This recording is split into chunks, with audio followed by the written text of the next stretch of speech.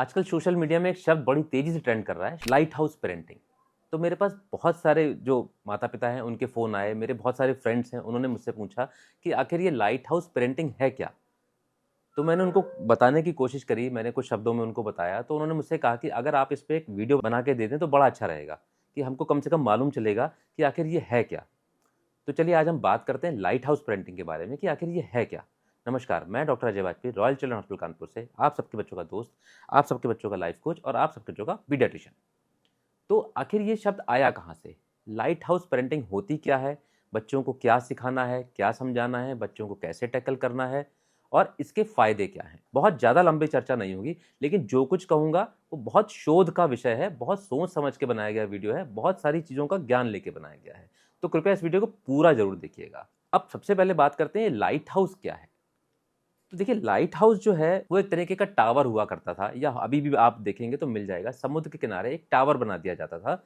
उसका काम होता था जो हमारे शिप्स, जो हमारे जहाज या नौका होती थी, वो रास्ता ना भटक जाए। जब वो रास्ता भटक जाती थी या चट्टानों से टकराती थी, उससे बचने के लिए या कोना किनारा ढूंढने के लिए, उनको किनारे तक लाने के लिए समुद्र के पास एक टावर बना दिया जाता था जिसमें से रोशनी निकलती थी। जो दूर हमारे जो नाविक होते थे या जो शिप्स होते थे या जो उसमें होते थे, वो लोग देखते थे कि किनारा मिल रहा है, उनको पास आने में दिक्कत नहीं होती थी। तो एक तरीके का संकेतक था, उसको हम लाइट हाउस टावर बोलते थे। वो जगह जगह आपको आज भी दिखाई पड़ जाएंगे। पर आज के युग में ये बड़ा अनकॉमन हो गया है, क्योंकि अब तो हर चीज़ें जीपीएस इनबिल हो गई हैं, जीपीएस सिस्टम हो गए हैं, तो सब चीज़ें बड़ी आसान हो गई हैं कि कहाँ जाना है, कितने किलोमीटर में जाना है, कहाँ पे पहाड़ है, कहाँ पे चट्टान है, ये सब चीज़ें जीपीएस से मालूम चल जाती हैं। पर ऐसा पहले नहीं हुआ करता था। पहले ये लाइट हाउस टावर ही बनाए जाते थे। पर इसका हमारी पेरेंटिंग से क्या संबंध है? तो देखिए इसका डायरेक्टली कोई संबंध नहीं है, पर ये शब्द वहीं से ही आया है, लाइट हाउस। अब लाइट हाउस पेरेंटिंग क्या है? तो देखिए लाइट हाउस पेरेंटिंग और कोई रॉकेट साइंस नहीं है, ये हम आपको सबको पता है। और पुराने ज़माने में इसका इस्तेमाल ज़्यादा हुआ करते थे, जब हमको हमारे माता पिता द्वारा बहुत ज़्यादा इंडिपेंडेंट दी जाती थी। आज की डेट में ये संभव नहीं है। आज जो है बहुत कंसाइज फैमिली हो गई है, छोटी फैमिली हो गई है, निर्णय लेना बड़ा कठिन हो गया है।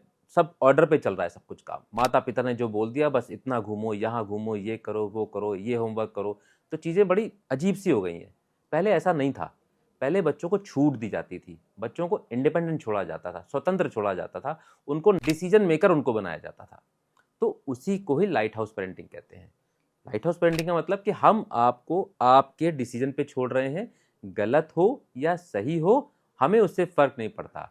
ना हम आपके गलत डिसीजन पे आपको डांटेंगे, ना अच्छे डिसीजन पे आपको बहुत ज्यादा श्रेय देंगे। हाँ, लेकिन अगर आप गलत कर रहे होंगे तो उसको हम समझाएंगे भी जरूर। और अगर बहुत गलत ट्रैक पे है तो डोर अभी हमारे हाथ में है। तो वो डोर को थोड़ा ढीला रखना।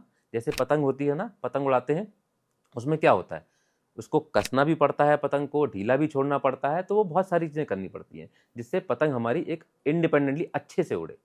तो वही काम बच्चों के साथ भी करना है कि बच्चों को हमको इंडिपेंडेंटली छोड़ना होगा, ताकि वो अपने डिसीजन खुद ले सकें। अपने डिसीजन कैसे लेंगे वो? तो जैसे कोई भी काम हम लोग करते हैं या उनसे करवाते हैं, तो हम लोग एक ऑर्डर के फॉर्म में कराते हैं कि आज तुमको स्कूल जाना है, आज तुमको जू जाना है, आज तुमको मॉल जाना है, आज तुमको उस रिश्तेदार के यहाँ जाना है, आज तुमको ये खाना है। तो ये सारे ऑर्डर फॉर्म में आते हैं कि हमने कहा और उसने कर लिया। उसमें कहीं भी बच्चे का कोई डिसीजन नहीं आया। अब डिसीजन कैसे आएगा? जब हम उसको ऑप्शन देंगे, या हम जब उसको कहेंगे कि आप अपने मन से ये काम करो। अपने मन से कैसे करेगा बच्चा? अपने मन से ऐसे करेगा कि मान लिया जैसे आज आपको कहीं घूमने जाना है, तो जैसे आपको घूमने जाना है तो आप हमको बताइए कि कहाँ घूमने जाना। ये डिसीजन उसका होना चाहिए कि आपको मॉल जाना है, कि जू जाना है, कि कहीं और जाना है, किसी रिश्तेदार के जाना है। ये डिसीजन बच्चे पे होना चाहिए। उसमें हम उसको टोकेंगे नहीं, नहीं ये तो गलत बात, जू नहीं जाएंगे, हम यहीं जाएंगे। तो ये ऑर्डर फॉर्म हो गया। आज हमको सब्जी लानी है। पहले के ज़माने में मुझे अपना ही याद है कि मुझे तो पैसे दे दिए जाते थे और एक लिस्ट दे दी जाती थी कि ये सब्जी लेके आनी है, और मैं अच्छी हो या ख़राब मुझे बहुत अच्छे से मालूम है, ले आया करता था। कोई दिक्कत नहीं होती थी, घर वालों को भी कोई दिक्कत नहीं होती थी। आज की डेट में वो काम खुद माता पिता करते हैं या कोई और करता, बच्चों से वो काम नहीं कराए जाते। तो बच्चों को भी उनकी नॉलेज कम होती है, बच्चों का ज्ञान बहुत सीमित रह गया है। बच्चों का ज्ञान बस पढ़ाई पे रह गया है, एक्स्ट्रा करिकुलर कुछ भी नहीं रह गया जो पहले हुआ करता था। वही काम हमको दोबारा करना है। इसीलिए इस शब्द को बहुत ज़्यादा खोजा जा रहा है इंटरनेट मीडिया पे या सोशल मीडिया साइट्स पे, कि हम बच्चों को काम उनसे कराएं। अच्छा करेंगे तो ठीक है, खराब करेंगे तो ठीक है। खराब करेंगे तो हमको डांटेंगे नहीं, हाँ हम उनको ये जरूर कहेंगे कि अगर आप इसको और अच्छे से करते या इस तरीके से करते तो शायद और अच्छा होता। तो इससे क्या होगा, बच्चे में डिसीजन मेकर ज़्यादा बनेगा, डिसीजन मेकिंग की उसकी वो बढ़ जाएगी, कि उसको मालूम है कि अगर मैंने गलत किया है तो घर में डांट नहीं पड़ेगी, अगर मैं खराब सामान ले आया हूँ तो घर में डांट नहीं पड़ेगी। हाँ, अगर वो बहुत खराब है या आपको लग रहा है कि वो अपने रास्ते से भटक गया है तो आपको डांटना मारना जो भी है। देखिए मैंने क्या कहा कि पतंग को कसना भी जरूरी है, नहीं कसेंगे तो वो ढीली उड़ जाएगी कहीं और, तो हमको उड़ने भी नहीं देना। तो हमको उसको डिसीजन मेकर बनाना है, हमको उसको स्वतंत्र छोड़ना है, हमको हर वो सारे काम कराने हैं जो हम उससे कराना चाहते हैं। अगर हम ऐसा करेंगे तो आगे चल के जो बच्चे हमारे बड़े होंगे ना, देखिए जो कॉम्पिटिटिव एग्जाम होते हैं ना, जब उनके इंटरव्यू होते हैं, जब उनके वो सब होते हैं, तो मैं यही चीज़ देखी जाती है कि बच्चे में कितनी डिसीजन मेकिंग पावर है।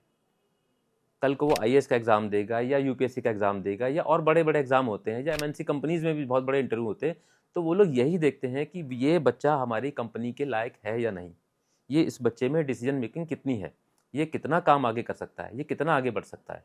ऐसा तो नहीं सारा काम हम ही से पूछ के करेगा। तो ऐसे लोगों को नहीं लिया जाता। कैसे लोगों को लिया जाता है? जो अपने काम खुद कर सकते हैं, जो अपने डिसीजन खुद ले सकते हो। यूपीएससी के पेपर में भी जो एग्जाम होता है ना, वो जो 2-2 3-3 घंटे चलता है, वो और कुछ नहीं देखते हैं। वो सिर्फ यही देखते हैं कि ये बच्चा कितना आगे जा सकता है या हमारा कैंडिडेट आगे क्या क्या कर सकता है, क्योंकि इसको बहुत कुछ देखना है। एक जिले से लेके पूरा देश तक देखना होता है, तो वो चीज़ें एक दिन में नहीं बन जाती। वो शुरुआत घर से होती है, फैमिली से होती है और हमारे आपके द्वारा ही होती है। तो ये टर्म वहीं से आया है। और मैं ये चाहूँगा अपने सारे जितने मेरे व्यूवर्स हैं, जो भी माता पिता हैं, जो भी पेरेंट्स इस वीडियो को देख रहे हैं, कृपया विचार करें कि हमको बच्चे को कैसा बनाना है। बच्चे को हमें कंसाइज वे में लेना है कि जो हम कहें वही करना है, या हमको बच्चे को डिसीजन मेकर बनाना है।